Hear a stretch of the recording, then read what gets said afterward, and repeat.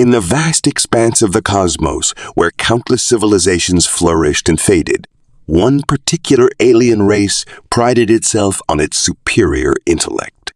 The Zorbians, with their highly evolved brains and centuries of advanced education, considered themselves the undisputed masters of logic and problem-solving across the known universe. It was this unwavering confidence that led Professor Zyx-427, a renowned Zorbian academic, to embark on a most unusual research expedition to a small blue planet in a rather unremarkable solar system. Earth, as its inhabitants called it, had long been a subject of curiosity for the Zorbians. They had observed the planet from afar, noting its diverse ecosystems and the peculiar bipedal species that seemed to dominate its surface. But it wasn't until recently that the Zorbian High Council of Sciences had approved a mission to study human intelligence up close. Professor Zyx-427, with his iridescent skin that shifted colors with his moods and his 3 eyes that blinked in asynchronous patterns, was an imposing figure even among his own kind. His reputation as the foremost expert in xenocognition, the study of alien thought processes, made him the natural choice to lead this groundbreaking research. As his sleek, disc-shaped craft pierced through Earth's atmosphere, cloaked in technology that rendered it invisible to human detection systems, Zyx-427 felt a mixture of excitement and skepticism. The professor's tentacle-like appendages danced over the ship's control panel, guiding it towards a predetermined landing site in a suburban area of a city called Chicago. Computer Zyx-427 soak in the melodic tones of his native language, review mission parameters. A holographic display flickered to life before him, showcasing a series of complex equations and charts. Mission objective: assess human problem-solving capabilities through a series of standardized Zorbian intelligence tests. Primary focus: young human specimens as they represent the species' cognitive potential. Duration: 1 Earth rotation cycle, approximately 24 hours. Zyx-427's middle eye narrowed as he absorbed the information. He had designed a set of puzzles that would challenge even the brightest minds on Zorbia. The idea that any human, let alone a young one, could come close to solving them seemed preposterous. But science demanded objectivity, and the professor was nothing if not thorough. As the ship touched down in a wooded area behind a row of quaint human dwellings, Zyx-427 activated his personal cloaking device. To any human who might glimpse him, he would appear as one of their own, a tall, slightly odd-looking man in a tweed jacket and bow tie, an outfit he had chosen based on archival images of human academics. Stepping out into the cool night air, Zyx-427 took a moment to acclimate to Earth's gravity and atmosphere. His sensory tentacles quivered, taking in a myriad of new scents and sounds. In the distance, he could hear the laughter of human children, a sound that both intrigued and puzzled him. With a determined set to his now human jaw, Professor Zyx-427 set off towards the nearest human dwelling. His first task would be to identify a suitable young subject for his tests.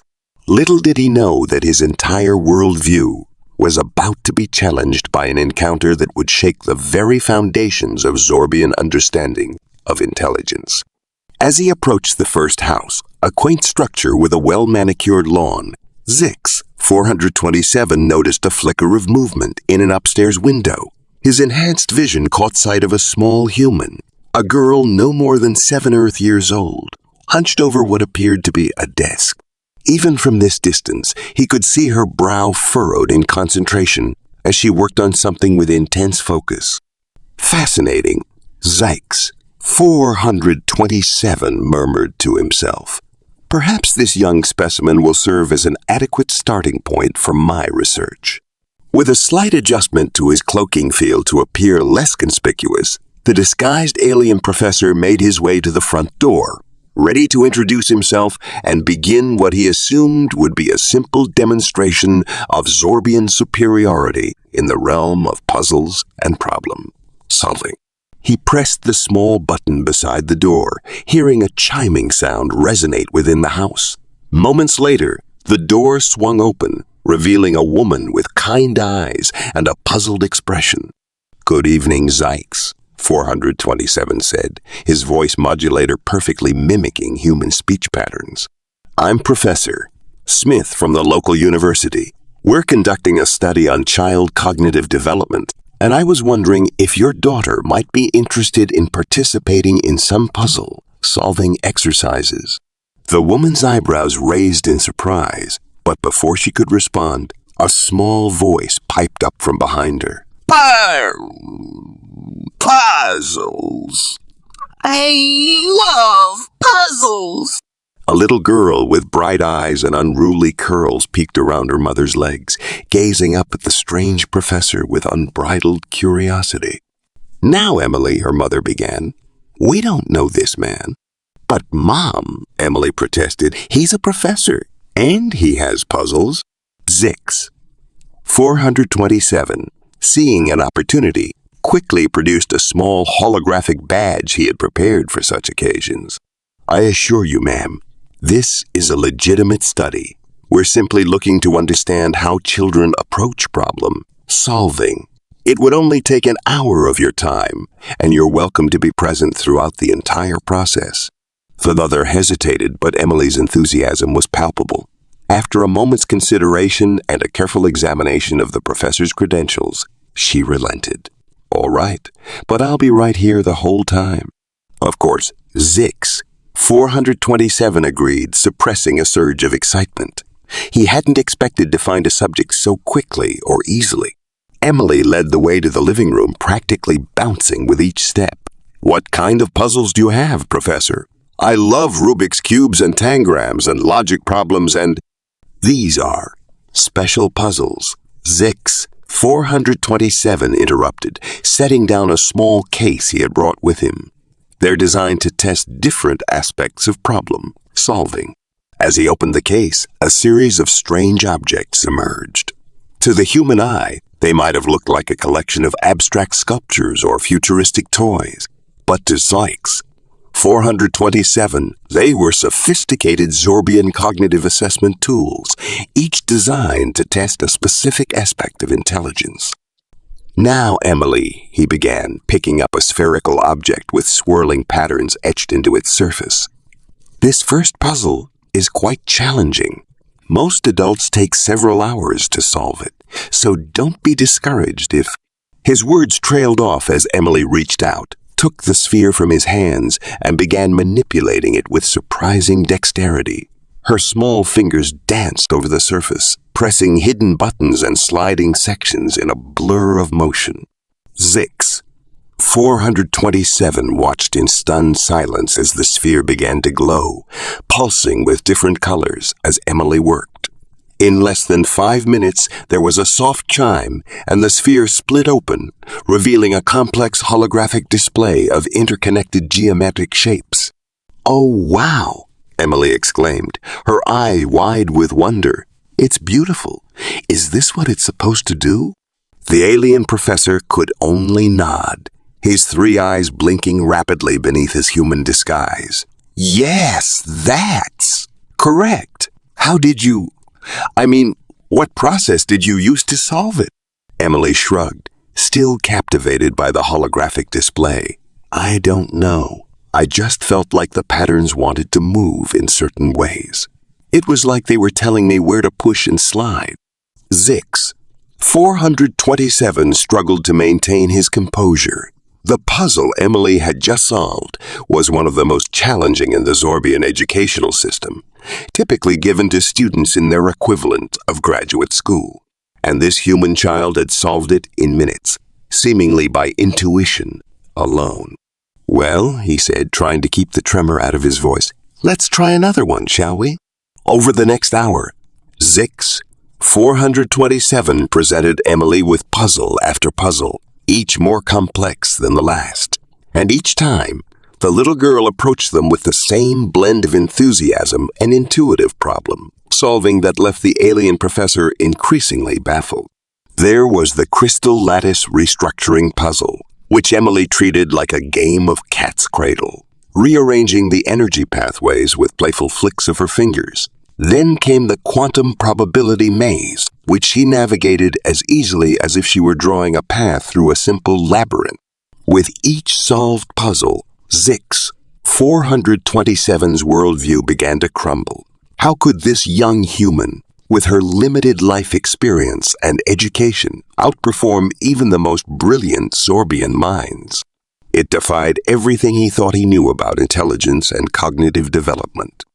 As Emily tackled the final puzzle, a multidimensional logic problem that had stumped some of Zorbia's greatest thinkers, Zyx-427 found himself leaning forward, his disguised form betraying his intense focus. The girl's hands moved with confidence, manipulating the abstract shapes and symbols with a grace that seemed almost supernatural. And then, with a final twist and a bright flash of light, the puzzle was solved. Emily sat back, a wide grin on her face, completely unaware of the monumental achievement she had just accomplished. "That was fun," she exclaimed. "Do you have any more?" Zyx-427 stared at her, his mind reeling. In the span of an hour, this human child had solved puzzles that represented the culmination of thousands of years of Zorbian intellectual advancement. It was impossible, and yet he had witnessed it with his own eyes. "No," he managed to say, his voice barely above a whisper. "No more puzzles. You've done remarkably well, Emily. Thank you for your participation." As he packed up his equipment with shaking hands, Zyx-427's mind raced. He had come to Earth expecting to confirm Zorbian superiority, but instead he found himself questioning everything he thought he knew about intelligence, problem-solving, and the potential of other species. Emily's mother, who had been watching the entire session with a mixture of pride and bewilderment, approached the professor. "Is everything all right, Professor Smith? You look a bit pale." Zyx-427 forced a smile. Yes, I'm just astounded by your daughter's performance. She's quite extraordinary." As he said his goodbyes and stepped out into the cool night air, Zyx-427 felt a profound shift in his understanding of the universe. He had come to Earth as a superior being, confident in his race's intellectual dominance. But now, as he made his way back to his hidden ship, he realized that the cosmos held far more wonders and far more potential than he had ever imagined. Back on his ship, Zyx-427 sat in stunned silence, staring at the data readouts from the puzzles Emily had solved. The implications were staggering. If one human child could accomplish this, what else might humans be capable of? And what did it mean for the Zorbians' place in the universe? With trembling appendages, he began to compose his report to the Zorbian High Council of Sciences. How could he explain what he had witnessed? How could he convey the paradigm shift that had occurred in his understanding of intelligence? As he struggled to find the words, Zyx-427 realized that his brief encounter with Emily had done more than challenge his scientific assumptions. It had ignited a spark of humility and wonder that he had never experienced before. The universe, it seemed, was far more complex and miraculous than even the most advanced Zorbian minds had imagined. In the days that followed, as Zyx-427's ship hurtled through the cosmos back toward Zorbia, the professor found himself constantly replaying the events of that fateful evening.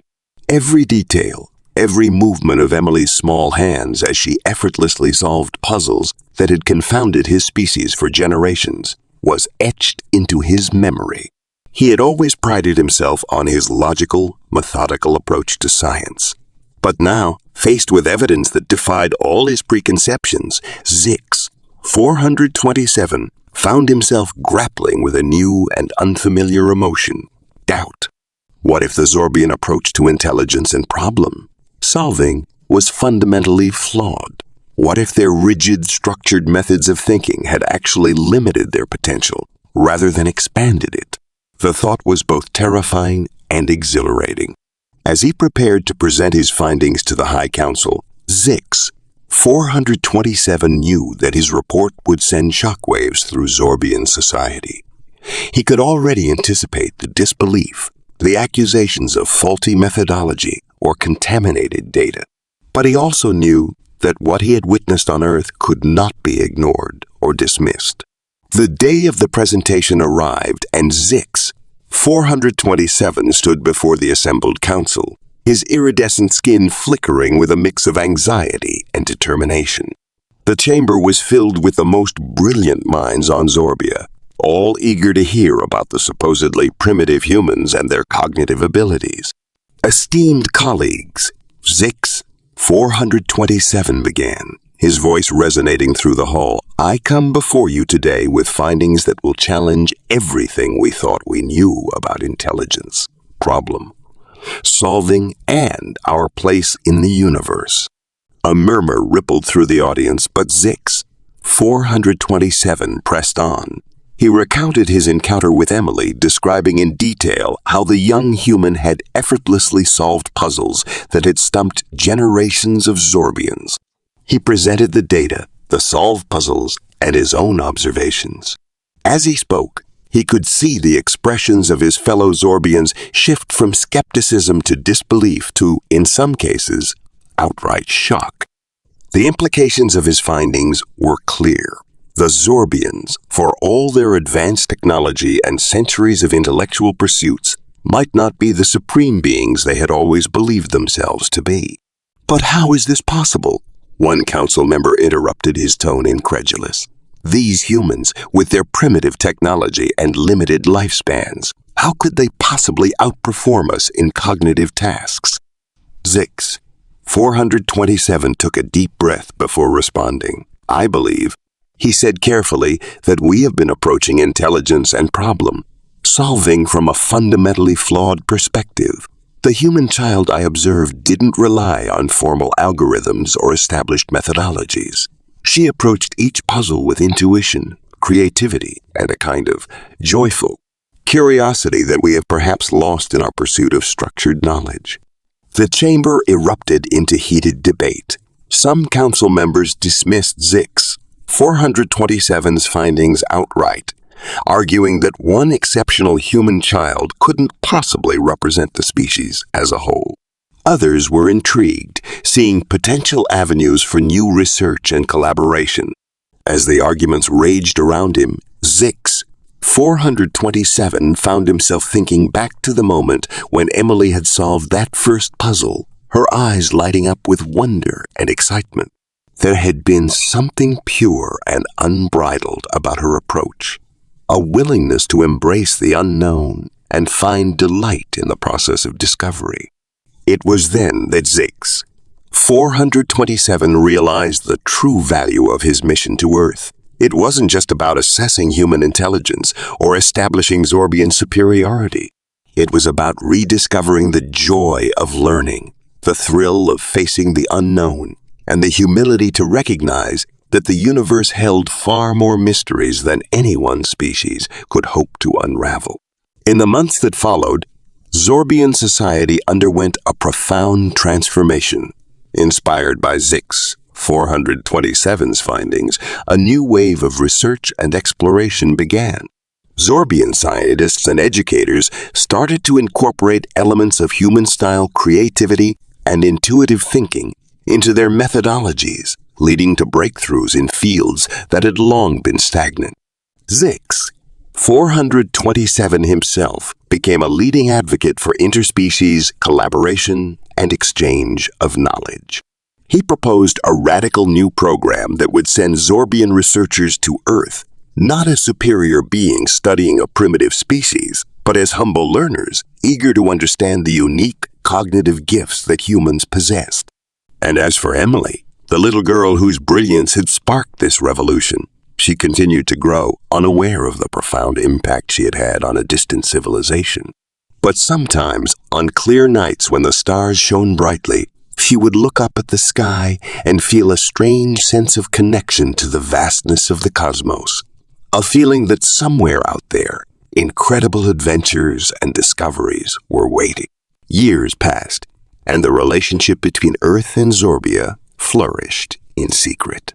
Zorbian scientists, disguised as human researchers, collaborated with Earth's brightest minds, leading to advancements in technology, medicine, and environmental protection that neither species could have achieved alone. Zyx-427, now revered as a visionary on his home world, never forgot the lesson he had learned from that first encounter with Emily. He had come to Earth seeking to confirm his own superiority, and instead found a humbling reminder of the infinite potential that exists in the universe. As he stood on the observation deck of the new Zorbian Human Joint Research Station orbiting Earth, Zyx-427 reflected on the journey that had brought him and his entire species to this point. The view of the blue planet below filled him with a sense of wonder that he had thought long lost to the rigors of academic pursuit. A soft chime interrupted his reverie, announcing the arrival of the latest group of Zorbian students eager to begin their studies of human cognition and creativity. As Zyx-427 turned to greet them, he noticed a familiar face among the human researchers accompanying the group. It was Emily now, a young woman in her early 20s, her eyes still bright with that same curiosity and intelligence that had so astounded him years ago. She had grown into a brilliant cognitive scientist, her unique way of thinking leading her to groundbreaking theories that merged human intuition with Zorbian logic. As their eyes met, a flash of recognition passed between them. Though Emily had no memory of their first encounter, something in the unusual glimmer of Zyx-427's eyes sparked a distant feeling of familiarity. "Welcome, everyone," Zyx-427 said, his voice filled with warmth. "You are about to embark on a journey that will challenge everything you think you know about intelligence, problem solving, and the nature of the universe itself." As he spoke, Zyx-427 couldn't help but marvel at the twists of fate that had brought him to this moment. From a single encounter with a remarkable child to a revolution in interstellar relations and scientific understanding, it was a journey he could never have predicted, but one that filled him with profound gratitude. The orientation began with human and Zorbian scientists sharing their latest findings and theories. Emily stepped forward to present her work on intuitive approaches to quantum computing, her explanations peppered with the same creative leaps that had once solved impossible Zorbian puzzles. Watching her, Zyx-427 felt a swell of emotion. Here was living proof of the boundless potential that lay within every sentient being, waiting to be unlocked. He thought of all the Emilys across the universe, on Earth, on Zorbia, and on countless other worlds, yet undiscovered. Each one a unique confluence of genetics, experience, and that indefinable spark that led to genius. As the presentation concluded and the group broke into excited discussion, Zyx-427 found himself approached by Emily. "Professor," she said, a quizzical expression on her face, "I can't shake the feeling that we've met before. Have we?" Zyx-427 smiled, his disguised human features crinkling with warmth. "In a way, Dr. Thompson, we have. Many years ago, you taught me one of the most valuable lessons of my life, though you may not remember it." Emily's eyebrows furrowed in confusion, but before she could inquire further, they were interrupted by a young Zorbian student, eager to discuss the implications of Emily's theories. As Zyx-427 watched Emily engage with the student, effortlessly bridging the gap between two vastly different modes of thinking, he felt a renewed sense of purpose. The journey that had begun with a simple puzzles-solving session had led to this moment, a true melding of minds across the stars. The future stretched out before them, filled with infinite possibilities, new puzzles to solve, new mysteries to unravel, and new ways of thinking waiting to be discovered. And at the heart of it all was the simple, profound truth that Zyx-427 had learned from a little girl on a small blue planet. That true intelligence lay not in having all the answers, but in never losing the desire to ask questions. As the orientation session wound down and the participants began to disperse, Zyx-427 found himself alone on the observation deck once more. The Earth rotated slowly below, a swirl of blue and white against the velvet backdrop of space. He placed a hand against the transparent aluminum window, feeling the cool surface beneath his palm. In that moment, he made a decision. It was time to reveal the full truth to Emily about their first meeting, about his true identity, and about the pivotal role she had played in reshaping the relationship between their two species. With a deep breath, Zyx-427 deactivated his human disguise. His form shimmered and shifted, revealing his true Zorbian appearance. He knew this revelation could have far-reaching consequences, but he also knew that progress and understanding could only be built on a foundation of honesty and trust. He sent a message to Emily, asking her to return to the observation deck. As he waited, he rehearsed the words he would say, wondering how she would react to the truth. Minutes later, the door slid open, and Emily stepped in. Her eyes widened in shock as she took in Zyx-427's alien form, but to his surprise, her expression quickly shifted from fear to fascination. "I knew there was something different about you," she said, a smile playing at the corners of her mouth, "though I have to admit, I didn't expect this."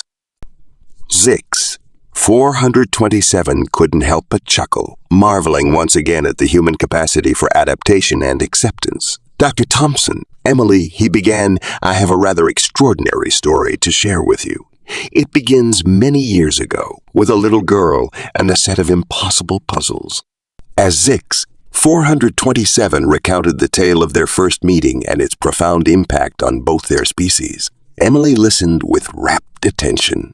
Her eyes shone with the same curiosity and wonder that had so captivated him all those years ago. When he finished, a moment of silence stretched between them. Emily's gaze drifted to the earth below, her mind clearly racing with the implications of what she had just learned. Finally, she turned back to Zyx-427, a determined set to her jaw. "You know," she said, "when I was a little girl, I always dreamed that there was something more out there, something beyond what we could see or understand. I never imagined it would turn out quite like this, but I'm glad it did." She extended her hand towards him, a gesture of friendship that transcended species. "I think we have a lot more to learn from each other, Professor Zyx-427. What do you say we get started?" As Zyx-427 reached out to take her hand, he felt a surge of hope for the future. This was just the beginning of a new chapter in the story of their two species, a story of collaboration, mutual understanding, and shared discovery. Together, they turned to face the stars, ready to tackle whatever new puzzles the universe might present. For in the end, it was not the solutions that mattered most, but the joy of exploration, the thrill of exploration, the thrill of discovery, and the connections forged along the way. And as the Earth continued its eternal dance below them, Zyx-427 knew that the greatest adventure of all was just beginning. An adventure that had started with a shocked alien professor and a little human girl who could solve impossible puzzles.